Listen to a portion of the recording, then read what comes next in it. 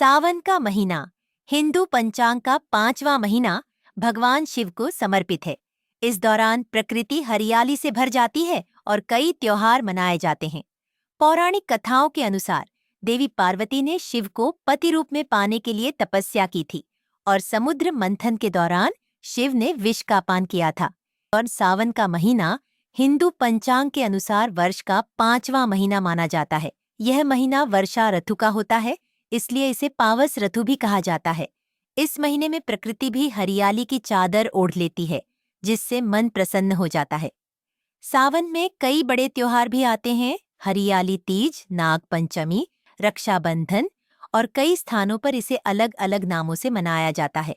जैसे दक्षिण भारत में इसे नारियल पूर्णिमा और अवनी अवित्तम कहा जाता है, तो मध्य भारत में कजरी पूनम और गुजरात में पवित्रोपना के नाम से जाना जाता है।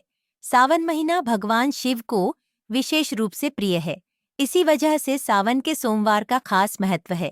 महिलाएं, विशेषकर कुंवारी कन्याएं, मनचाहा वर पाने के लिए सावन सोमवार के व्रत रखती हैं और शिवजी की पूजा करती हैं।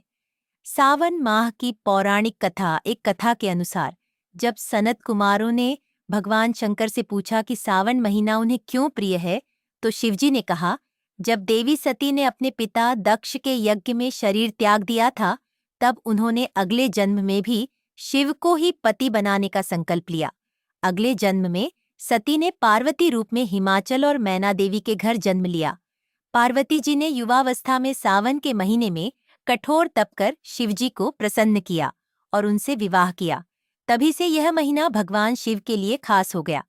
एक अन्य कथा के अनुसार महर्षि मर्कंडु आयष्य के पुत्र मार्कंडेय ने सावन महीने में कठोर तप कर लंबी उम्र प्राप्त की थी। उनकी भक्ति से यमराज भी हार गए थे और उन्हें अमृतत्व प्राप्त हुआ। यह भी कहा जाता है कि सावन मास में भगवान शिव अपनी ससुराल हिमालय जाते हैं और वहां उनका स्वागत जलाभिषेक से होता है। इसी कारण श्रावण मास में शिवलिंग पर जल चढ़ाने का विशेष महत्व है। पौराणिक कथाओं के अनुसार समुद्र मंथन भी सावन में ही हुआ था। समुद्र से निकले हल्लाहल विष को भगवान शिव ने अपने कंठ में समाहित कर लिया और सृष्टि को बचाया। इस विष से उनका कंठ नीला हो गया और वे नीलकंठ कहलाए। विष के प्रभाव को शांत करने के लिए देवी देवताओं ने शिवजी को गंगा जल चढ़ाया।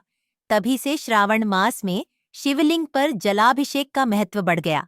यह थी श्रावण मास की संपूर्ण कथा। में सुनने के लिए हमारे चैनल को सब्सक्राइब कीजिए ताकि ऐसे ही और कथाएं आप तक पहुंच सके।